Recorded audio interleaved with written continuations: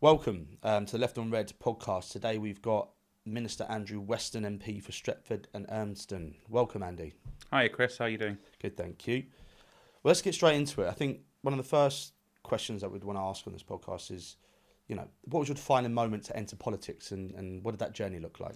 Oh God, it's a bit different for me because I grew up in quite a political household. So my mum is a Labour councillor, has been for over a decade in Trafford, where I grew up, and my dad was the regional secretary of the Fire Brigade Union in the Northwest. So I was kind of always around politics, but that meant a childhood of delivering leaflets against my will and being dragged out to meetings, or parents not being at home because they were at meetings, or whatever it may be. So I swore blind I would never do it, actually, but I really enjoyed politics as a subject. Did politics and history at university. Wasn't in the Labour Party at that point. Didn't do student politics, but always voted Labour. Always very strongly identified with the party's values. And if nothing else, my mum would have murdered me if I didn't vote for them. So that was that, really. From there, came back from uni, got involved, ended up on the local council from 2011 onwards, and it all went from there, really.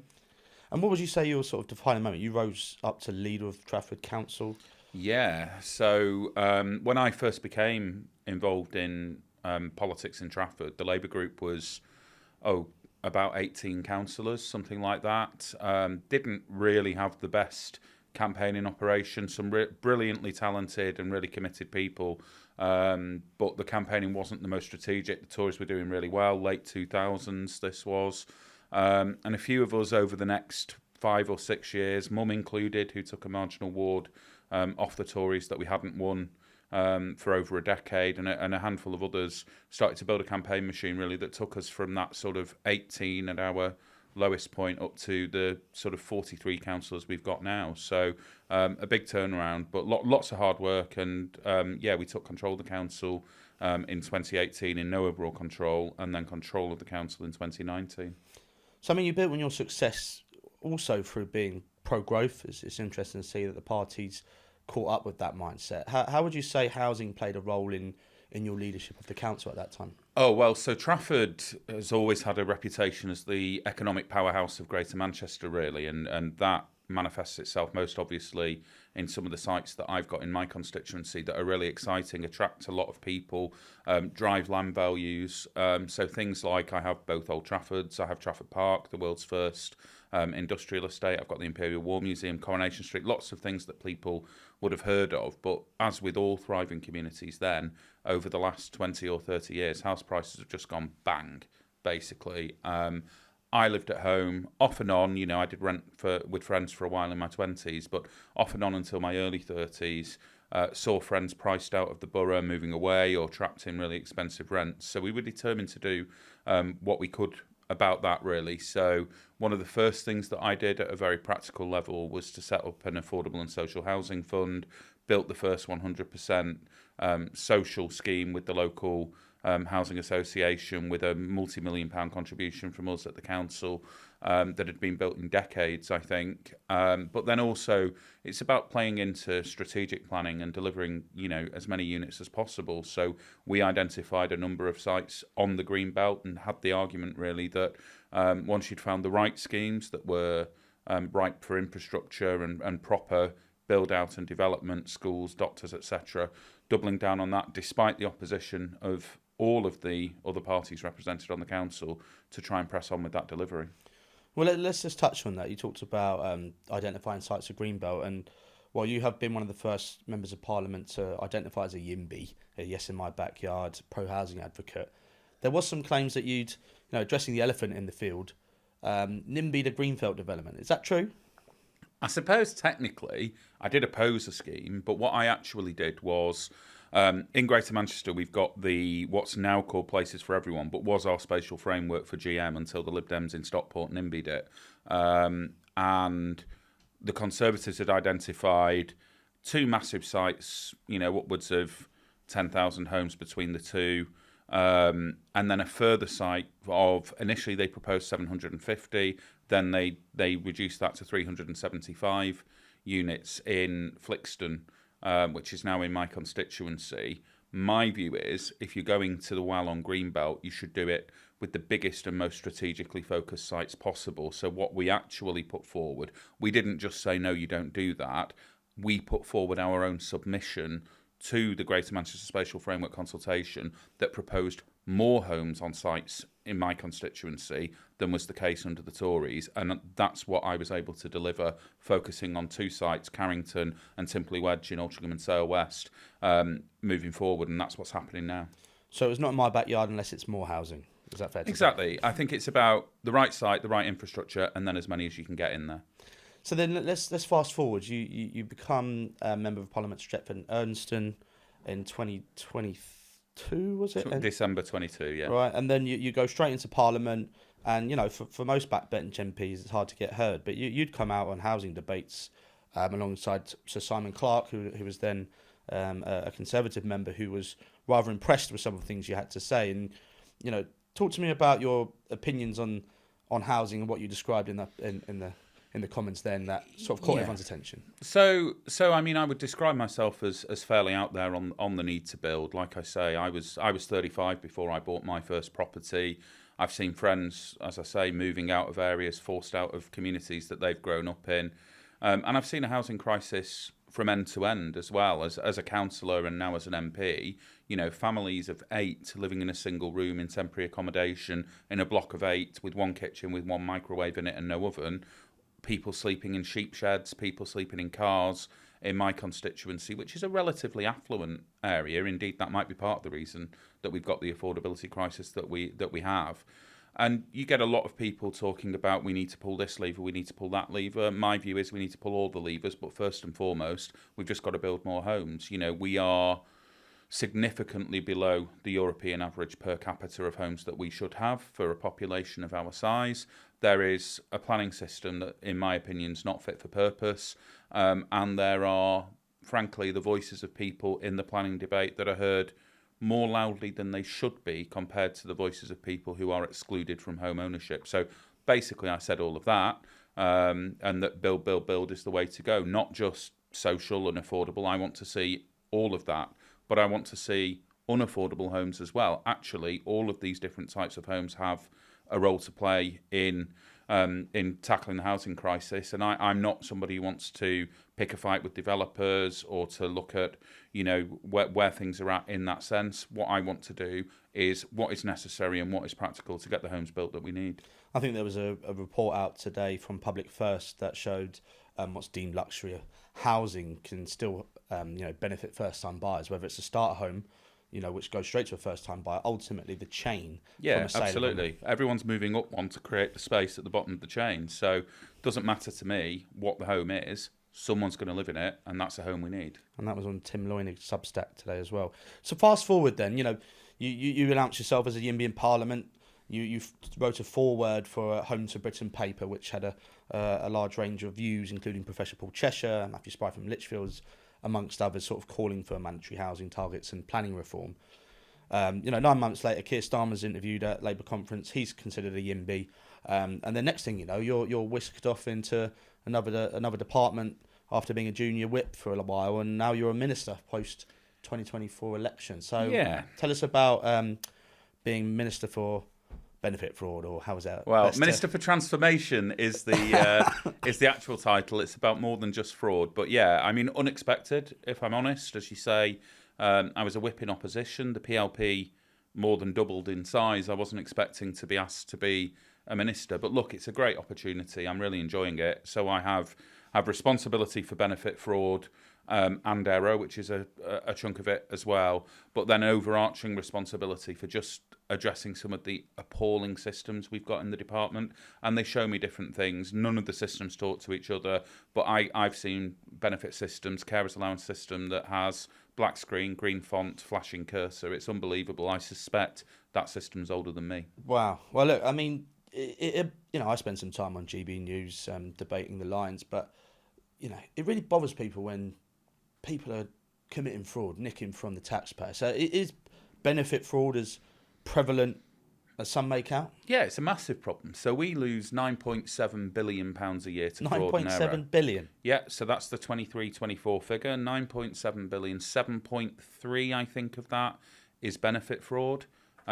Everybody then goes, well, it's organised criminal gangs. That's about 5% of it. The fact of the matter is, unwittingly or knowingly, because some of it is error, we are losing upwards of £9 billion It's almost the size to of the individual housing. people. It's almost the size of the housing bill. Yeah, Everything. Just in fraud. It's a huge amount of money. Fraud and error. Sometimes people forget legitimately to tell us about a change of circumstances. Sometimes, and it's significantly lower than that figure. The department will make an error and somebody's been paid the wrong amount. But the fact of the matter is that fraud is not a victimless crime. Welfare fraud in particular is not a victimless crime. I'm looking at problems across the public sector of underfunded, starved public services, and we're losing 9.7 billion quid a year to fraud and error. That's not acceptable. Well, what's the most significant challenge you've faced, and what steps are you taking to address it? Well, so I would say the big ones are the ability to detect capital fraud. So that's over £1 billion a year in universal credit alone. And that is where somebody has got more than the £16,000 threshold that you're allowed in savings in universal credit and hasn't told us. And yes, there are some levers that we have available to us to detect that at the moment, but we always want more. So I've just taken a fraud bill through the House of Commons. It's moved on to the Lords now for its next stages.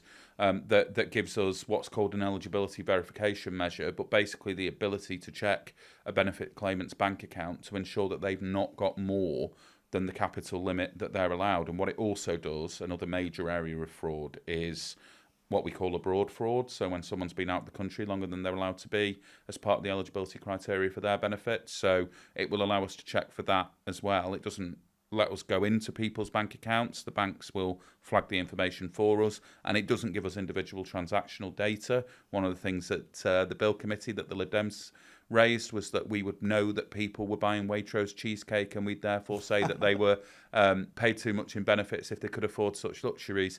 As a fan of cheesecake myself, I can assure you I've got no interest in stopping people from having it, and I also don't want to know when they're buying it either. We won't know that from this. And what would you say? I mean, you touched on it there that this is going too far. It's snooping, and what ramifications have they got if they are found to be above the threshold, having committed the fraud? So look, firstly, we have got that near £10 billion problem. Secondly, the changes in the fraud and error bill, which is the public authorities fraud, error and recovery bill, because there's some really good stuff in there around COVID fraud and fraud against the public sector more generally. But just on my fraud interventions, if you will, 1.5 billion reduction in DWP fraud over the next few years from bringing that in. But look, we're not looking at banks to tell us when someone's committed fraud. We're not looking at machines to make the decision for us. If a flag comes back on a bank account, nothing will immediately happen as a result of that. It will be looked at by a trained investigator, and if we think that there is something that is questionable here, we will contact the person. Sometimes a breach of the capital allowance is legitimate. Sometimes you are allowed to be over the limit. So an example of that would be if you've had a payout from the infected blood scandal. So that is totally set apart from the rest of your capital allowance, but the bank wouldn't know that. We do. So it doesn't trigger any accusation of fraud. It doesn't trigger any clawback of money. All it does is potentially triggers an investigation if we're not able to explain why that person's got more than the amount they're allowed. And you talked about, black screens with green text. What? How are you upgrading these systems, and what challenges have you faced with that? So there's all sorts of work going on. The big challenge is data, right? So it's the same challenge as capital fraud. The more data you can give me, the more I can do with it. But people say, oh, you need to be sharing data from the private sector. You need to be sharing data between government departments. At the minute, I can't even share data between different systems and different benefits in the department because the system is not capable of doing that in most cases. So, we need a fundamental look at that. I'm really keen to get us to a place where, we've got that easy access to data. We've got a single view of every customer who comes into contact with the DWP, not siloed by benefit line and individual interaction. So that's what I'm pressing for, really. I want to get us to a place where, the perfect world is All benefits can be accessed online. That's not the case at the moment. All benefits can be accessed through an app.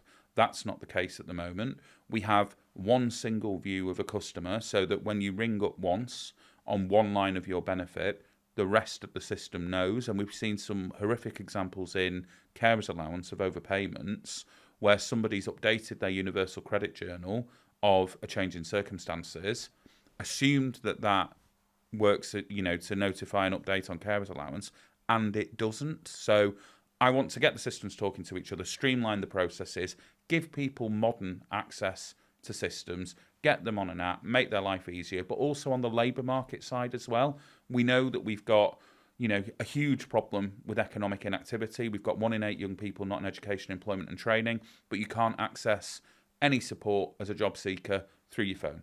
I don't think that's good enough. So we want to bring through a job centre in your pocket type support service that allows people, rather than having to go into the job centre and that's the only window where they can access support, to be able to get that when they want it on a self-serve basis from home.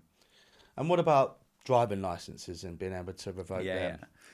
Yeah. So talk me through that. Yeah. Okay. So this has attracted quite a lot of controversy. So as part of the fraud and error proposals, we're saying at the minute, if you are somebody who owes the department money and you are paid benefits or through PAYE employment, i.e. we can deduct directly from you or we can ask your employer to do that on our behalf, you owe us money, we can take it.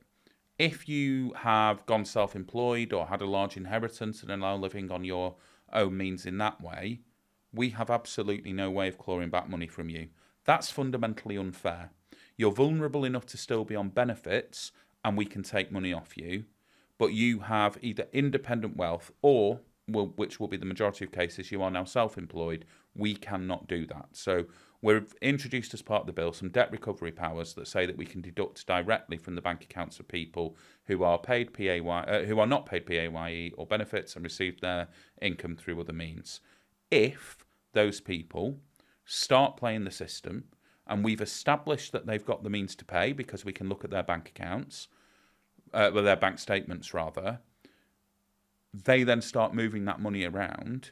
We need some levers to pull to get them to come to the table. So as a very last resort, after 4 attempts to contact them about owing us the debt, after 4 attempts after which we've established the debt, they've still refused to pay.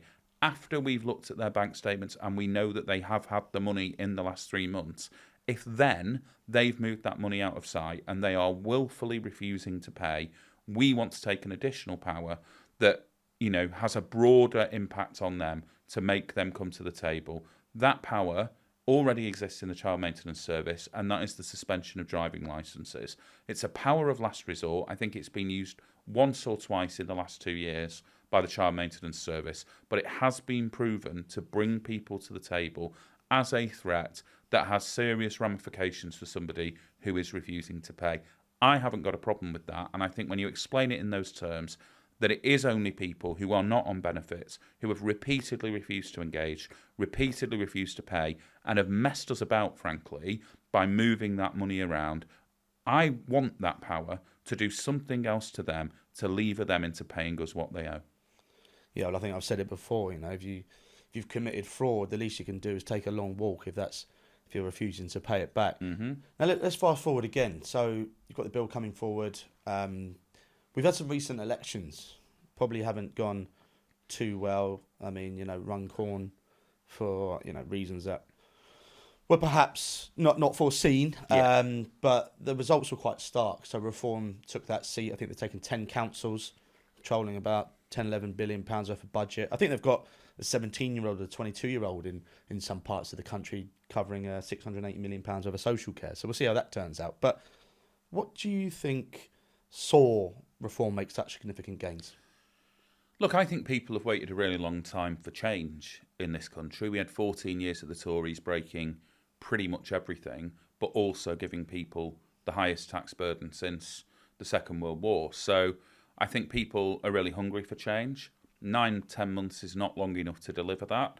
And so people want to pass judgment on us as well. And if we're honest, we need to show now that we're listening to people, that we get that, and we can accelerate the change that we want to see. There are, green shoots. We've had good economic news over the past couple of weeks around the rate of growth, the interest rate cut, etc. And we've had good news on the NHS with waiting lists falling in, successive months for the first time in years. So I do think that when we can show people that we're making a difference, we've got a good story to tell. 3 million people got a pay rise last month. We need to be ramming that home as something that this Labour government did, because that increase in the living wage was more than twice the rate of inflation, and that was because we had a Labour government that said that the cost of living should be expressly included in that calculation for the first time. So we've got to tell our story better about the good things that we are doing, but we've got to speed up as well on the issues that people are concerned about, where they want to see us go, to quote the Prime Minister, further and faster. And do you see reform success as a protest vote, or is it indicative of just deeper political realignment? I think it's a combination of things. So I think the Tories are in a real mess, and I don't think that that's to do with protest. I think that's to do with the fact that they are a busted flush after 14 years. They have rudderless leadership, frankly, and they've lost their voice. I don't think they understand what they are about. But I also think there is an element of protest vote in there. There's no doubt that there are certain policies that this government has enacted that some people are unhappy about. Runcorn's only half an hour away from me. I spent a fair amount of time listening to people there, and there were frustrations with us. So if you can't go to the Tories because they're an absolute mess, and frankly, are sliding more and more into, a once great party that nobody listens to anymore territory, and you're fed up with the current government, then reform clearly has become an outlet for people. And, would you say that immigration is obviously a focus, but with reforms, proposals and net zero, do you see that as something that has...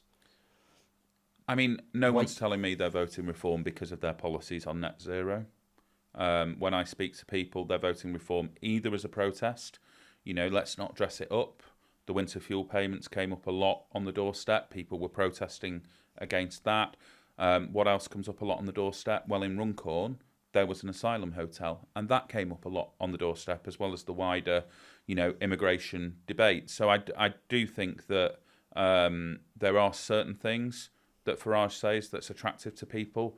I'm not sure net zero is one of them, and I think it would be incredibly dangerous for our economy and for the future of the country in the fight against climate change were we to go too far down that path. And then if we're looking at the more sort of geopolitics of it, as it were, the sort of Russia-Ukraine war, how do we see, the current leadership of the Labour Party sort of, work in that area? And we obviously see, Farage flip-flopping in whether he likes or doesn't like Putin. Look, I'm really, really proud of the role that this government and that Keir personally has played in pushing for peace in Ukraine and for the support that we are giving to Zelensky. Obviously, he's had a torrid few months. The incident in the White House was deeply unpleasant to watch, to be honest, and really regrettable. Farage on the question of Russia, in my opinion, is an absolute disgrace, and we should be highlighting that every single day, because I am fearful with some of the comments that he and Reform more generally have made, that, with a significant number of MPs, and heaven forbid were we ever to see a Reform government, and I'm not convinced that we will, by the way, I think this country would be rolling over and letting Putin have whatever he wants. With the UK-EU summit lately, is there anything in there that you think people should be looked forward to? Well, I mean, the two things that I care about getting across the border are food and me when I'm going on holiday, and they're the two big changes that seem to be coming out of this.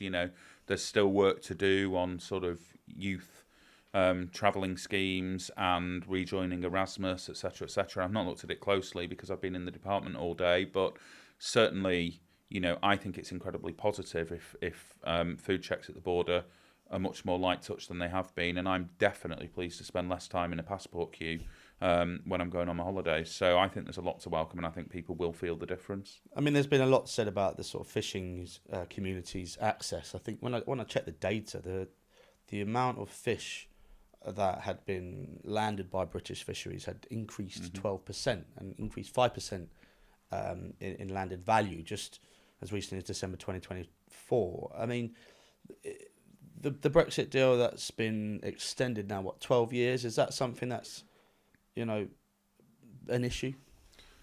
I think we're going to see now the Tories and Reform jumping on that as the key point. I think the question for me is, if that is such an atrocious deal, why did the Tories sign us up to it in the first place? This is just an extension, as I understand it. And like I say, I've been in the department all day. But my understanding is that this is just an extension of what has previously been in place. So, we will want to support the fisheries sector as best that we can. But I consider this overall deal to be really positive in terms of our relations, really positive in terms of our security, really positive for businesses, for agriculture in particular. There's some positivities in there. There's lots to do. And if people are saying, oh, well, fisheries is the big loser here and this is a problem, it's what we've had in place for the last few years, as I understand it. And what always gets missing from the debate around asylum hotels is when we left Brexit, or when the withdrawal agreement took place, we left the EU without a deportation agreement. Nigel Farage is harping on about it, yet he stepped down 300 MPs to the Brexit party in 2019 and just left the others to get on with it. I mean, what do you see is coming forward in the border security bill that you think's going to help solve these issues? Well, it's about the broader. It's about the broader work that we do internationally to say to countries like France, you need to stop the boats from leaving your shores. It's about that sensible conversation as grown-ups in the room. I mean, I basically perceive, and it would certainly happen under Farage, but I think it's a lot of what we saw under Johnson, having a tantrum in the corner gets you nowhere. We're grown-ups. And being able to challenge countries like France, being able to have conversations as Kia did at the weekend with Albania about the changes that we need to make, these are positive things. We reached a point as a country where we were so divided that quite a lot of our citizens thought that any conversation with our European friends and neighbours was unquestionably a bad thing.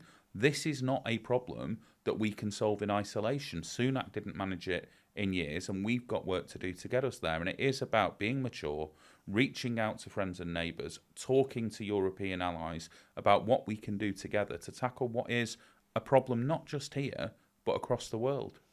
Yeah, it's interesting because we've seen that even in the European Union, they've had a 20% decrease in migration movements, or illegal immigration movements, as a result of sort of clamping down on this. And Yvette Cooper's announced Dunkirk detention centre to get that over the line. And I think to your point, getting France to intercept those small boats, which they've changed their law to do.